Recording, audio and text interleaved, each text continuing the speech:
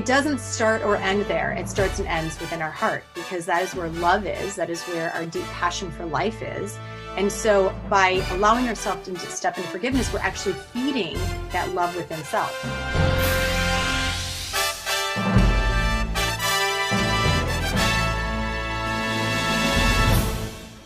Cue music. Places, everybody, places. We're starting in 3, 2. Welcome to the Autoimmune Hour, where we look at the rise of autoimmune disorders. I've brought together top experts that range from doctors, specialists, nutritionists, researchers, and even those recovering from autoimmune to bring you the latest, most up-to-date information about autoimmunity and how to live your life uninterrupted. Thank you for joining us here on the Autoimmune Hour with Sharon Sayler. Always seek sound legal, medical, and or professional advice regarding any problems, conditions, and any of the recommendations you see, hear, or read here on the Autoimmune Hour, Understanding Autoimmune, and Life Interrupted Radio. Now, we don't want you to worry about taking too many notes, so you can join the Autoimmune Hour's Courage Club, and we'll send you the transcripts and show notes from every episode. Sign up now at understandingautoimmune.com. Now, back to your host, Sharon Sayler. Welcome, everyone, to the Autoimmune Hour. I'm Sharon Sayler from SharonSayler.com, and as always, it's my honor and pleasure to be with you here on another brand new episode. You know, we crossed the 300 episode mark a little bit ago, and we're just still rolling along, and I'm always finding amazing stories, amazing people, and amazing viewpoints to bring to us. And tonight, I have to be honest, this isn't exactly about autoimmune, but bear with me because you'll see where I'm going with it, because to me, it absolutely could play into really enhancing and optimizing your autoimmune healing journey. Tonight we have Sara Schulting Kranz, and she is a professional life and leadership coach, motivational speaker, and certified wilderness guide. I have a couple other friends that are wilderness guides, and I'm always so fascinated by that. But she does hers in the kind of the realm of healing through nature, healing through the wilderness, healing past traumas, etc. And she specializes in helping people who suffered hardship and trauma to find forgiveness and strength in their lives through guided wilderness retreats in locations such as the Grand Canyon and the Pacific Rim. And tonight, we're going to talk about her new book, Walk Through This, Harness the Healing Power of Nature and Travel the Road to Forgiveness. So welcome, Sara. Thanks for being on the show. Thank you for having me. Your book is very fascinating. It's very revealing. I applaud you for being so open and transparent in your book about how you found nature and how it led you to this healing journey that has transformed your life. I was really fascinated by that. And I'm just going to jump right in. I want to hear your story, but I want to say one quote from the book that really touched me. It was a question that you provide in the early part of the book I'm going to read it here, guys. How much kinder would the world be if we could set aside our own judgments and realize no two life journeys are alike? And I have to say, Sara, that just brings a tear to my eye and goosebumps to my body when I hear that, because a resounding yes comes singing from my soul. So let's back up a little bit. What led you to such a profound question? Tell us a little bit about your story. So I've had a lot of judgments placed on me. I wrote this book during COVID, and there was a lot of judgment going on within the world. So that's where that particular quote came from. And also because my story, all of our stories are so important, right? Like our life story is so important. I truly believe that, which is why I went in so depth within the introduction of the book. My story starts at 17. I was raped by somebody that I knew. I became pregnant as a result. I had a lot of turmoil I had a lot of, the shame on trauma, right? And the turmoil around that. Back then, I'm 47 now. So I was 17 back then, so 30 years ago. And the police didn't believe me. I'm going to give you the very gist of this. There was a lot of trauma that happened around that because society didn't believe me. My small village, there were so many people that turned their backs on me. The people that did support me were my parents and my family members, and they taught me a lot. And one of my favorite quotes in my book is, it taught me that the first person to believe in you is you. It's so funny. I have that here in my notes. That's one of my notes. Yeah. There you go. We think alike. And that 17-year-old self learned so much through her trauma.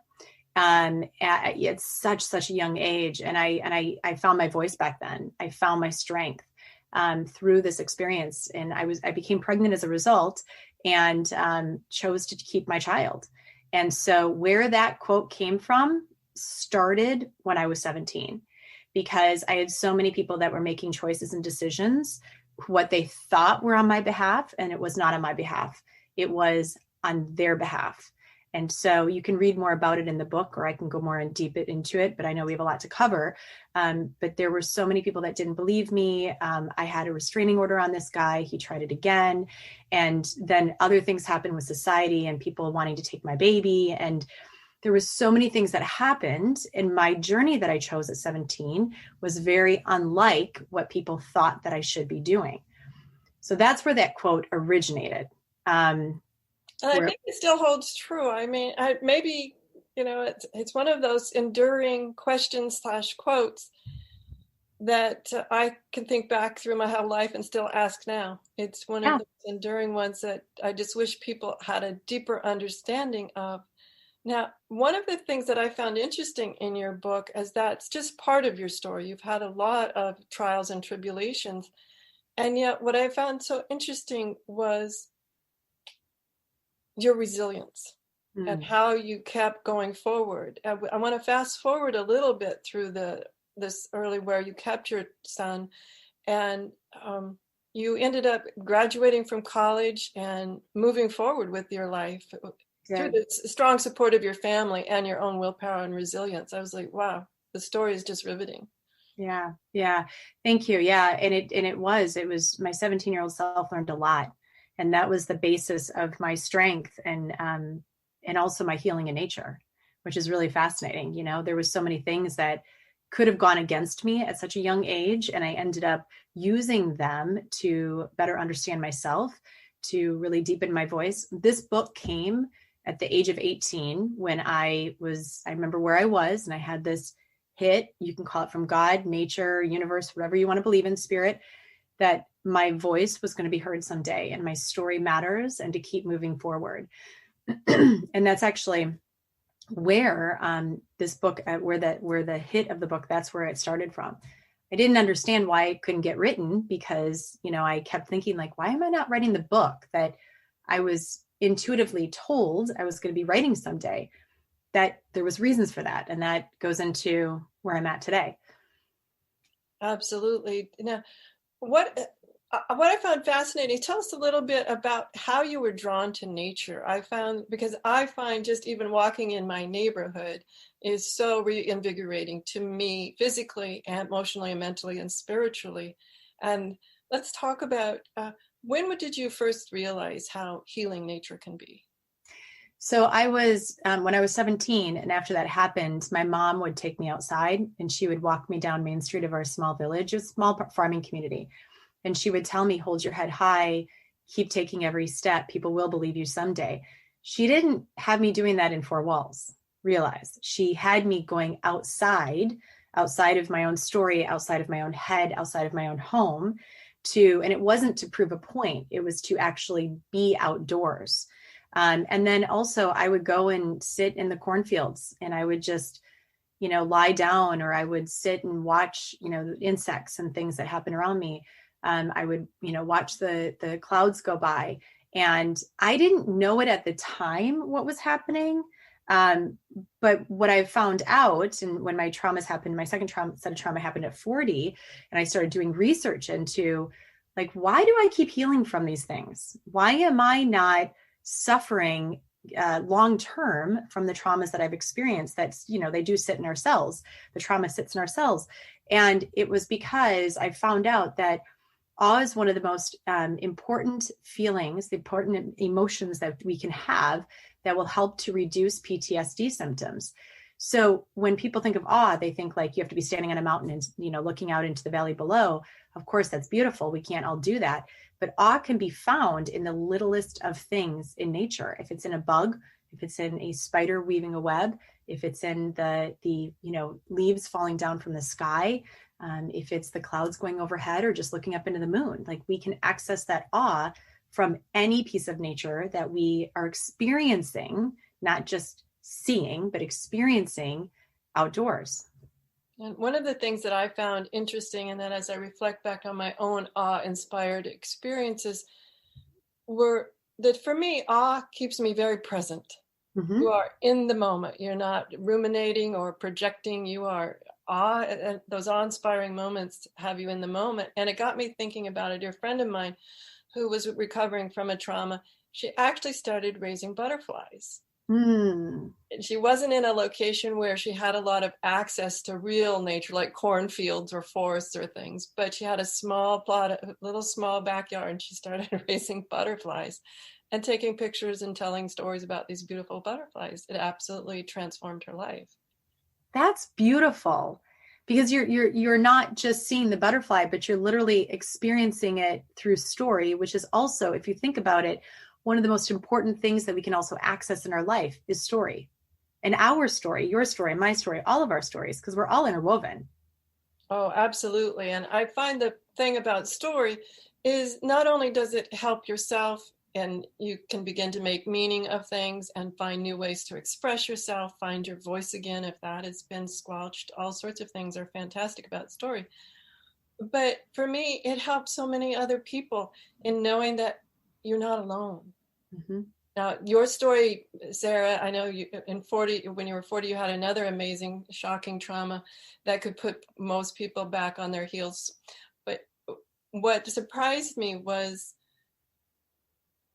how, I want to say, this sort of unfolded for you. As I read the story, I got the impression that this unfolded. It wasn't just this moment of enlightening and jumping into expertise. It was this unfolding pathway before you that you chose to travel. Yeah.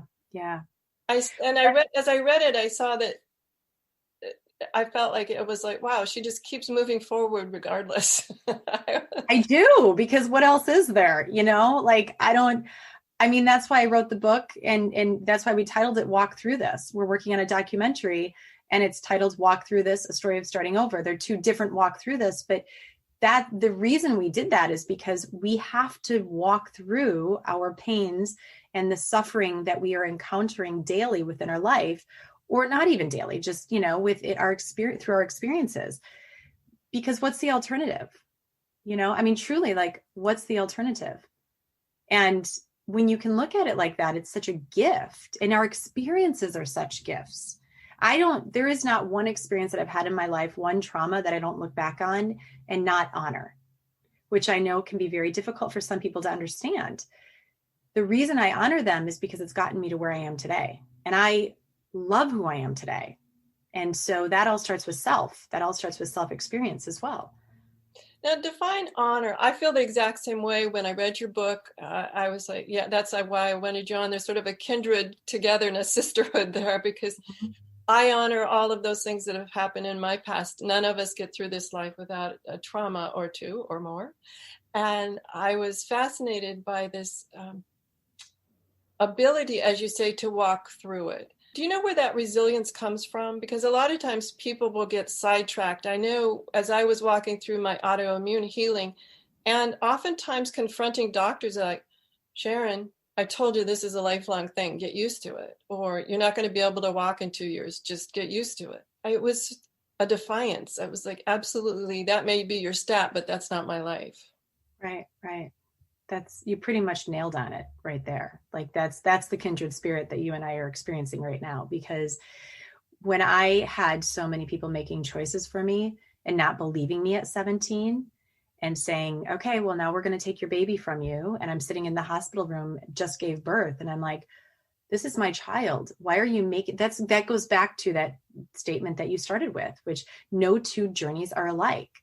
So you telling me that I'm supposed to feel or to be a certain way or to do a certain way when you're not me, right? You're not walking the steps in my life. A doctor saying that to me, a psychiatrist, a psychologist, a social worker, a police officer, whoever it is, they're not in my shoes. I'm in my shoes. And so when you take my choice from me, right, you're taking my power. and my defiance. And so when I'm in that state, and when I had to make phone calls to people and say, no, I'm keeping my son. No, what you did was wrong, right? Like every step that I've taken in that place, it's not from ego or from being or from anger or from anything like that. It's from my own personal honor and integrity and knowing who I am and saying, this is my life. Don't take it from me. You can hurt me, right? But I'm going to learn from that, and don't take my life. I like to look at it slightly different instead of don't take my life. I like to spin that around a little bit. And there's so many ways of looking at it. And I won't let you take my life. Right. Right. Thank you. You totally nailed it. Right. Absolutely. 1000%. It won't take my life. Right. There's so many times that I was thinking, I recently did at an event, a learning opportunity that another coach gave, and I absolutely loved it. And she asked these amazing questions. And I had a moment of aha, where I had been giving some of my power away to certain people for my life. There was certain, I'll say, type of people that I just, for whatever reason, learned early to acquiesce to and never unlearned that. And when I had that moment of, oh my gosh, that's been a big power leak. That's been a big energy leak in my life. And I plugged it. Some people took offense to that as, that's really not my problem. Yeah. I've been allowing this to happen to me for too long. And it's been harming me in other ways. And I have to heal that now. And that's the point where I say boundaries are super important. Understanding what we're willing to do and what we're not willing to do, and standing firm on it, which isn't always easy, as your story tells us. Yeah, it's not. Yeah, that's where my 17-year-old self, I believe, I learned at a very, very young age how to use my voice, because my voice had been taken from me. I mean, there's nothing more beautiful than being able to speak your truth. Speak your truth. Everyone, we need to take a quick commercial break. I think this seems like the right place for it. When we come back, we're going to learn more about speaking your truth, forgiveness, and moving through traumas, because Sarah's story is really amazing. There's more to come. We'll be right back.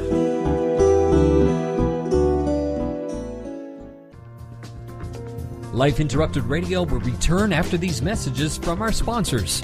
It's great sponsors like these that keep this show coming to you every week. Be sure and stop by lifeinterruptedradio.com to learn more. Your conscious lifestyle on steroids. OMTimes Radio. IOM FM.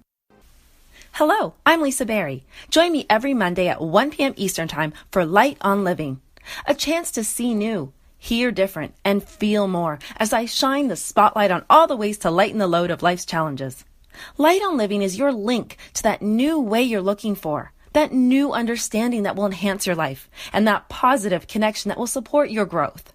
So join me and you'll gain insight and start to see things in a new way that motivates you.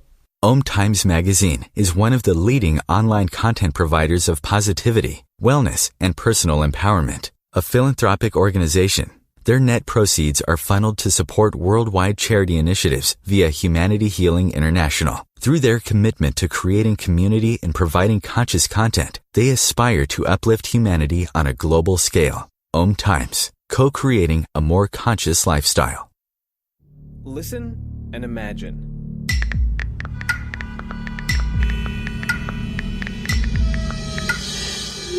It takes 5 seconds to send a text, and for those 5 seconds, you're driving blind. Life is worth more than a text. Stay alive. Don't text and drive. Visit StopTextStopWrecks.org, a message brought to you by the National Highway Traffic Safety Administration, Project Yellow Light, Noise, and the Ad Council. Hi, this is Sharon, and of course you know me from here on the Autoimmune Hour. Maybe you don't know I'm also an author. My latest book is for kids. It's Pinky Chenille and the Rainbow Hunters, a winner of a 5-star reader's favorite review. It's perfect for your early reader and a great bedtime story for your young adventurers. Check it out over at pinkychenille.com.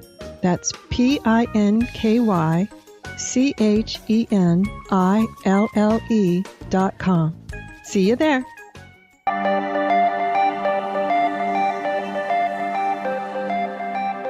Welcome back, everyone, to the Autoimmune Hour. I'm Sharon Sayler from SharonSayler.com, and tonight we're here with Sara Schulting Kranz. I don't know, my tongue is getting tied, everyone, but I'm just loving her story. She's an awesome woman. And she is a professional life and leadership coach, a motivational speaker, and a certified wilderness guide. And she specializes in helping those who have suffered hardships and traumas to find forgiveness and strength in their own lives through guided wilderness retreats. So we've been talking about nature. And one of the things I want to shift to is you had a secondary trauma that I think really shook the foundation. And to me, it resonated on how many times in your life where you move past a trauma, you just start to feel, or you feel for a while like, okay, we've got this. And then all of a sudden the earth starts to shake again. Would you be kind enough to share your secondary trauma with us just in short detail and what you've learned from that? Yeah, absolutely. I was 40 years old when I found out that my husband had been betraying me for 14 of our 17 years of marriage with men. And I didn't know any of it. He was literally leading a double life. He was addicted to drugs, alcohol, and sex. It was devastating. I found out Thanksgiving Eve, 2013. That was my discovery. And then over the course of 5 days, I had disclosure, which is where you literally find everything out. And I was in major PTSD. I was in a majorly traumatized state. And what ended up happening was the minute that he told me this, I looked at him and I said, I want a divorce and I will forgive you someday.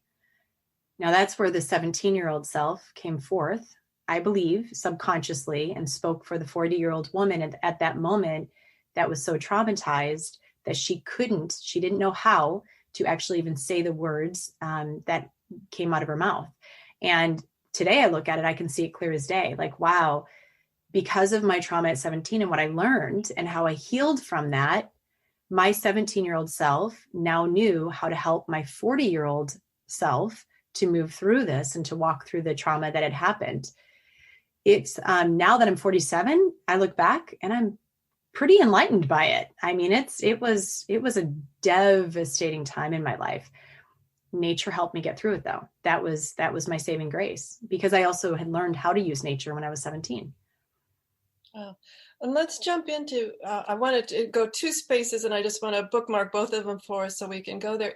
I want to talk a little bit more about being able to forgive and what forgiveness does. And then I also want to make sure that people who are listening to this and saying, oh, but Sara, Sharon, I'm in COVID, I'm in lockdown. Share how you're getting people and to understand the healing power of nature without going to the Grand Canyon. Absolutely. So being in COVID right now, I explain to people, you don't have to go climb a mountain. You don't have to go summit a peak, right? There are a lot of us that can't, quite frankly.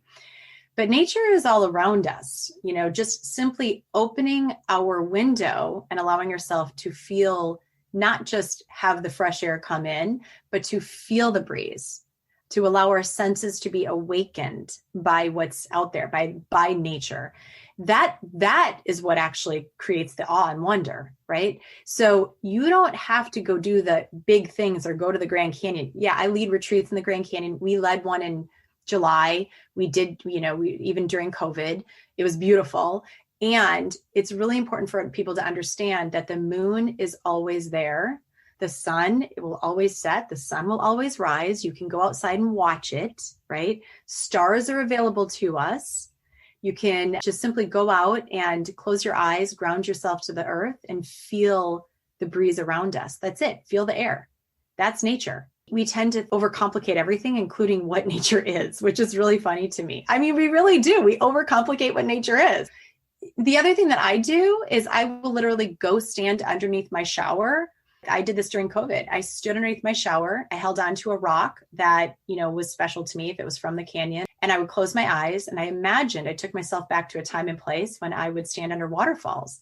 And I would literally, our memory works that way. We can go back and actually feel the water coming over us, because water is nature, by the way. The water out of our faucet is still nature. And so you could feel the water coming over us like you're underneath a waterfall, and allow it just to wash away the anxiety. Breathe while you're doing it. Breathe deep while you're doing it.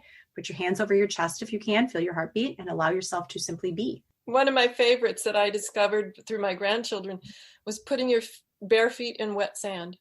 Oh, isn't that the best? It can be sand in a sand bucket. You don't have to be at the beach. It's amazing to me.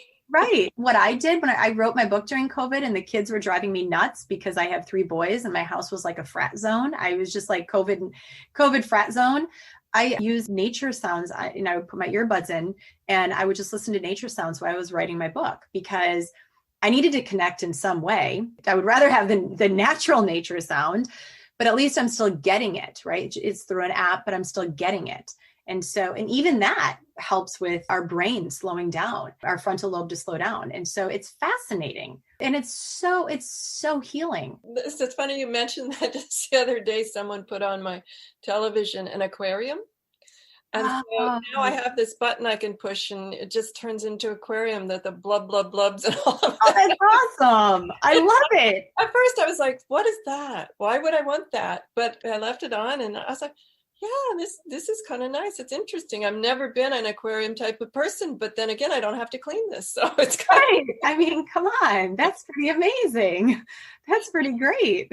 So that was the fun part for me was, as you said, with technology, listening to sounds, listening to meditations and listening to nature. Now I have this wonderful, and they also put on a looping waterfall, which was really nice. And I think it's a little more favorite than the aquarium, but I was intrigued by the aquarium because it sounds like one too.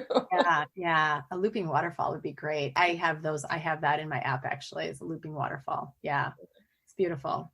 So anyway, it makes a nice, lovely picture instead of listening to crazy things on the news or whatever. Exactly. Yeah. I also want to talk about moving forward through forgiveness. Now, a lot of people don't understand that forgiveness is rarely or just a tiny percentage about the other person or the offense or whatever. That's really not what forgiveness is for. So at least in my mind. So let's talk about your definition of forgiveness. Well, forgiveness isn't about the other person. Forgiveness is actually for you. So when we do everything, and this is what I explain to people, everything begins with self, right? Like forgiveness, this is how I view forgiveness, okay? And actually healing in general. We have self-love. Everything begins with self-love, self-worth, self-trust, right? Self-forgiveness. In my book, I break down the last step. There's 7 steps to forgiveness. 1 through 6 are personal development. And the reason why I do that is because we have to better understand self before we can truly step into forgiveness. Because in forgiveness, the underlying piece of forgiveness is allowing yourself to release the pain. You don't want to release everything until you learn from it, which is why we do 1 through 6 first, right? That's that like deepening of understanding of the experiences that we've lived through and understanding ourselves more and honoring ourselves more by learning about the experience we've lived through. And then forgiveness, step 7, begins with self-forgiveness, forgiveness for others, and then forgiveness for the world. We need more forgiveness for the world as well, because we are living in a state where there's just so much judgment and there's so much just, animosity and hate and all the things. And so by really understanding the forgiveness of the world, you're also forgiving self more too. So it's a beautiful piece. The thing that is interesting about forgiveness is that so many people feel like that in order to forgive, we have to forget what happened. I'm not saying to forget the experience. I'm not saying to pardon it, excuse it. It's not about that at all. It's about working through the pain and then handing it back to the person that hurt us most. And then for us to step into freedom and peace from that. And you also want to, this is what we've been talking about, honor your experiences that you've lived through. You cannot honor the experience that you've lived through if you're also saying, forget that it happened. It's the exact opposite.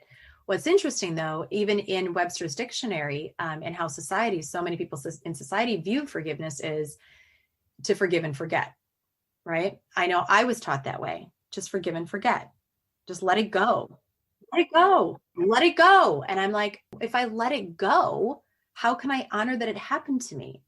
So it's not about letting it go. It's about literally looking at it and saying, this was a difficult time in my life, every one of them. But I honor them because I learned from them. I am now a better person because of it. And I am handing the pain back to the person that had handed it to me, ultimately allowing myself to live a life of my own choosing. Absolutely. And I know in your book, you talk about how Bessel van der Kolk mentions the experience it actually creates a different nervous system within ourselves. And if we keep allowing that different nervous system to continue to grow and embed itself with us, then it's nothing but suppressing inner chaos. And that's what I want people to understand about this idea of forgiveness of ourselves and forgiveness of others. And I love that you added forgiveness up to the world too, because right now that's, I think 2020 is teaching us all a lesson in forgiveness for sure. Yeah. Let's talk about you mentioned the 6 steps before, the 7th step of forgiveness. Talk about some of those and the inner chaos, the way that people can work through this, I'll say, inner beating themselves up versus war between, I know I'm supposed to forgive myself, I know I'm supposed to forget. Well, so here's the thing I'm going to start with. That word supposed or that word should, you don't have to do anything. Right? Yeah. You don't have to do anything. And that's actually one of that I'm so glad you said that. So thank you. Because I tell my clients that all the time. I'm like, if you're telling yourself I should, or that, I have to, no. This is about a choice. So if you're going to take the choice away from yourself, you're never going to get there, because that's mind setting. And forgiveness doesn't come from here. You cannot mindset forgiveness. You can try all you want. We're a mindset society. It doesn't start or end there. It starts and ends within our heart, because that is where love is. That is where our deep passion for life is. And so by allowing ourselves to step into forgiveness, we're actually feeding that love within self. Okay. Does that make sense? Mm-hmm. So it's interesting. And the power of choice is so beautiful. And I always talk about forgiveness as like a 12-step practice. It's like a practice, right? This 12-step program. It's a practice that we choose every single day. There may be days that you're like, I just don't feel like forgiving. Okay. That's your choice. It doesn't mean that all of the past moments where you have chosen to forgive and where you've practiced this goes away. There are still days that I get triggered where I'll text my ex-husband. I was on a trail for 22 days. And I literally messaged him from my Garmin and I said, I am having a rough day. I am really angry at you for what you did. And I'm working through it, climbing up this mountain, and I'm still making a choice to do that for you as well. And for me as well, right? Like I'm still choosing to forgive you. That's why I say you can say to somebody, I forgive you, or you could say to somebody, I'm continuing to forgive you. Interesting distinction. Tell me more. So you can say to somebody, I forgive you, which is totally fine, right? Or you can say to them, look, I'm working on this every day. I'm continuing every day to forgive you. This is my practice, and this is a practice in love for me.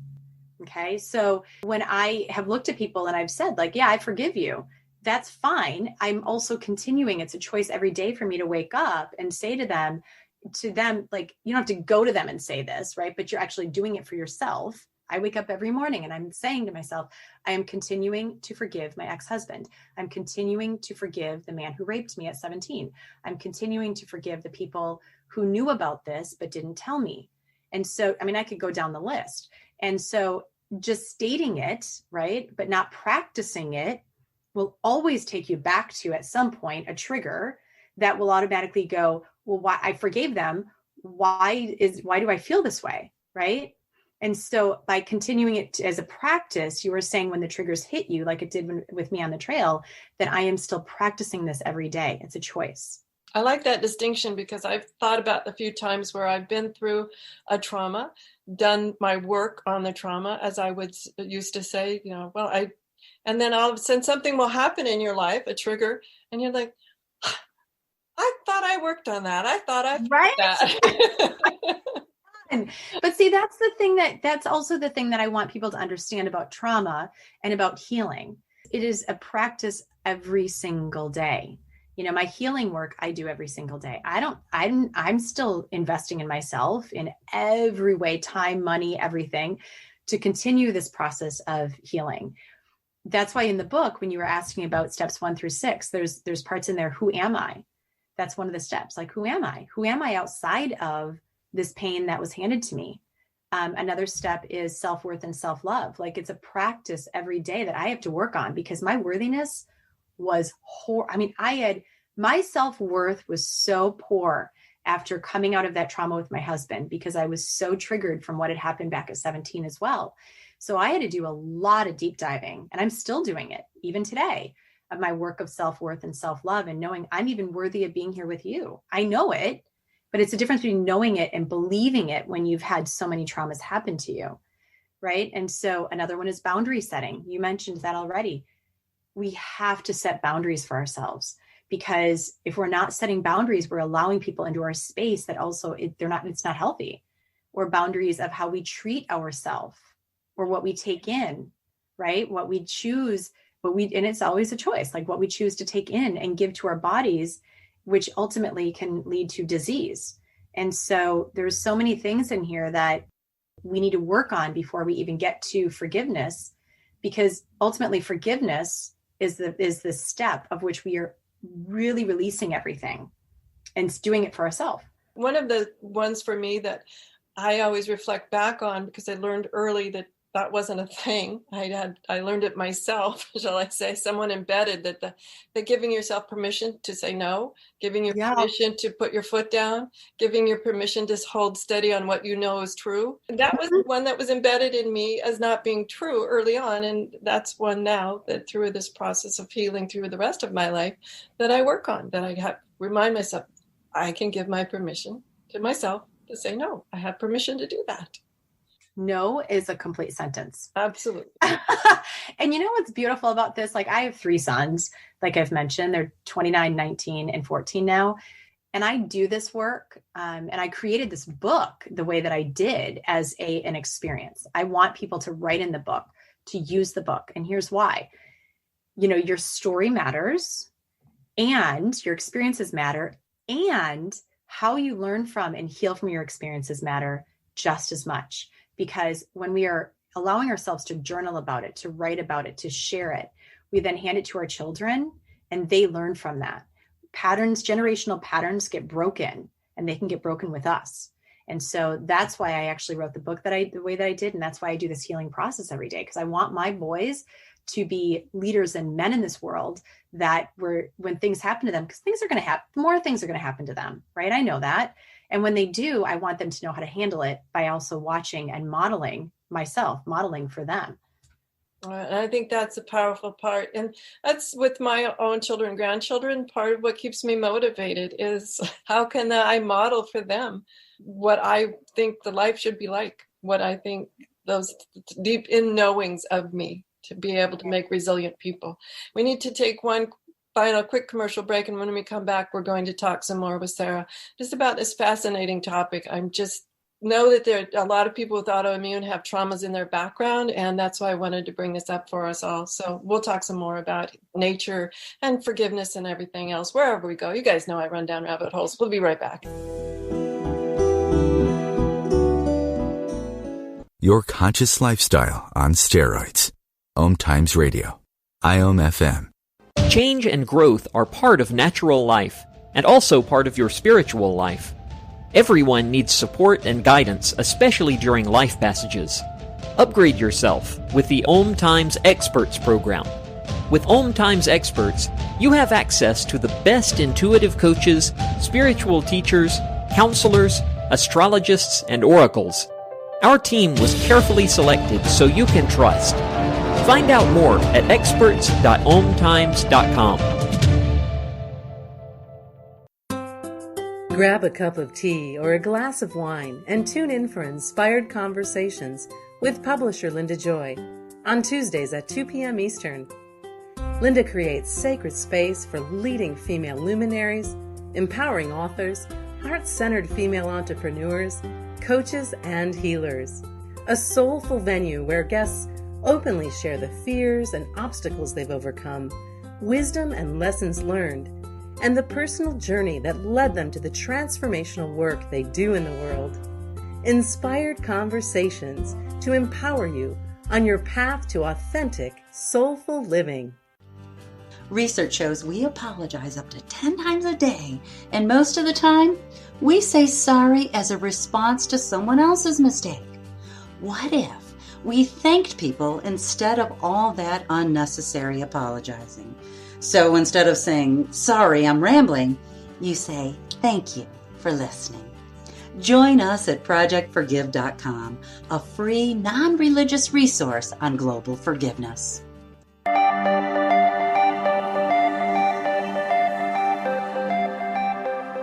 Welcome back, everyone, to the Autoimmune Hour. I'm Sharon Sayler from SharonSayler.com, and tonight we're here with Sara Schulting Kranz, and she is a professional life and leadership coach, motivational speaker, and certified wellness guide. We've been talking about her book, Walk Through This, Harness the Healing Power of Nature and Travel the Road to Forgiveness.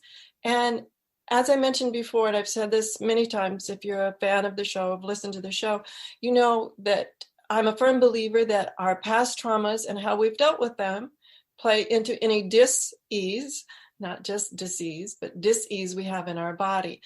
Lots of people talk about that now, called the neurobiology of trauma and how it affects our physical body. And so we've been talking about all sorts of ways to do this. We've jumped around a lot, but I wanted to go forward because her book is written not just as a book. It's definitely a memoir, if I could say that, Sarah, but also a journal and a workbook or an action plan. And one of my favorite ones, because I was thinking of this particular one that you had in there, I'm trying to remember the name, but it was all about your senses in nature, how you can sit with just one thing and enjoy, go through in your head the different senses, like how does it sound, how does it smell? And I was so fascinated with that because many people with autoimmune really have limited mobility and other things. And this, you can go so deep with even just a beautiful leaf or, a beetle or something. So share with us that particular experience, how people go through that one. Yeah, I explained to them when you're outside, just allow yourself. There's a meditation on my website that leads you through it, actually. Just allow yourself to be present. So if you can sit on the ground, if you can lie on the ground, look up at the sky, and you literally go through your senses. You taste, if you can taste whatever object, just literally picking up an object and allowing yourself to be with the object. If it's a pine cone, if it is a leaf, like you mentioned, a blade of grass, right? You taste it. You can allow yourself to smell it, allow yourself to hear it, allow yourself to see it, allow yourself to touch it. And by really opening our senses to it, you can allow yourself to be more present with it. I actually divert just for a second. I was guiding in the Grand Canyon. And I took a blind woman. When we were taking the blind woman, I was guiding her through the Grand Canyon within this group of women, there was a retreat. And it was such a gift because what that did was allowed the rest of us to not look at the canyon just simply through our eyes, but through all of the other senses that we have, to hear it, to feel it, to touch things differently, right? And so it opened up the other senses. It was such a beautiful experience. What a great story. I imagine the learnings that you could get from watching someone as they explored their world without sight and be able to learn from that. I love that. The one thing as I was going through that, though, as I was thinking of tasting things, I'm like, I'm not sure I'd want to taste that beetle or whatever. if you can. But here's the thing that is really interesting though too. And because I was leading a group of women out in the forest with this, right? And I said, now taste the nature. And it was a really wet day, I remember. And so I said, taste the nature. But they weren't tasting, they weren't picking up the dirt and tasting it, but you can still taste the evergreen trees within our mouth without putting the evergreen in our mouth, right? Do you see what I'm saying? So you can still even taste the air. You can, and I know I've had this experience where I've been in the canyon and it's really dusty and you can actually taste the canyon without putting the canyon in our mouth, right? Yes, you just, exactly. So that's really being hyper present, right, with our senses. Yeah, so true. So true. And I love that experience because I was thinking that's one that even people with extreme limited mobility or other issues could absolutely have those moments of really enjoying and getting regrounded with nature, because who are we but nature? I mean, we are part of nature regardless of what our ego thinks. Thank you. Yes, I agree. Well, I want to make sure we have time for one of my final, I'm just looking at the clock and we have 11 minutes and 11 seconds. Wow, how interesting is that? So we'll dive into this. You have a quote in there that I honestly don't remember who said it. I've seen similar types of quotes about, your thoughts are your words and your words become actions and actions habits, etc. your habits are part of what you value, and values become your destiny. And this really, I think, is an important part for people to understand, that in my work as a coach, one of the things I say, people will change. They just resist being changed. And they will only change when it is of value to them. When there is something that they value to them, the change will enhance. So you have this 5-part process about learning to understand what they value. Oftentimes when I talk to my own coaching clients about what are your values, they can look at you rather cross-eyed. They've never really thought that deep about that. So how do you begin to help people extract values? Oh, I'll give you the very basic on this. So I start with them and I ask them, what is a memorable moment, a happy, memorable moment in your life? That's it. Close your eyes and go back to a happy, memorable moment. I'm being very, very brief on this. What made that moment so beautiful? And it can be any time in your life, right? Like any time in your life. What made that moment so beautiful where you felt like the world had stopped and you were just so present and happy? Because what happens is we start to honor our values. That's where our values start to come forth. And that's why we're so present in that moment, is because we're honoring the values of within us. So if it's trust, if it's family, friendship, laughter, community, connection, love, intimacy, whatever it is. And I always have my clients just simply start there. We also talk into, there are values that we can find from difficult experiences. I learned through my difficult experience at 40 how much I valued trust and communication and honesty. I didn't know I valued it that much until I had that difficult experience. And I was like, whoa, this is why it hurts so bad, because all of that was stepped on. And I value that so much. So that's the brief way that I start working with clients on what are your values? The foundation of who we are. They're so important. And then you talked about in the latter part of the book about how you find the themes within those values. And I found that an interesting way that people could begin to see patterns. Yeah. So how are you using them? When are you honoring them every day? So there's such a beautiful way of looking at the themes within our life. Like, how are you actually using them on a daily basis, right? And also grouping them together to say, okay, under, like, we don't need to have 1,000. If you have too many values, you're literally starting to water yourself down. If you don't have enough, you're not honoring all the parts of us. So I always look at it like, honesty is such a huge one for me. Truth is such a huge one for me. I'd put those together and under one. Communication might go under there as well. And so just going through the process of really distinguishing what are they and also just grouping them together, that's how we can also honor all of our values. Absolutely. And what I found is I went through the other parts of the process, which we'll touch on in a minute. But what I found is that understanding how we group these and the patterns of our values really influence our decisions. It's interesting how, to me, it would often say to me, why did I get triggered in that exchange I just had with that person? What happened to me? And then being able to know the patterns of my values, going, oh, well, that set of values just got all trampled on. Exactly. Oh, I was on the floor crying when I realized that my trust, truth, communication, all of those family was trampled on. I was on the floor crying. I'm like, that's why it hurts so bad.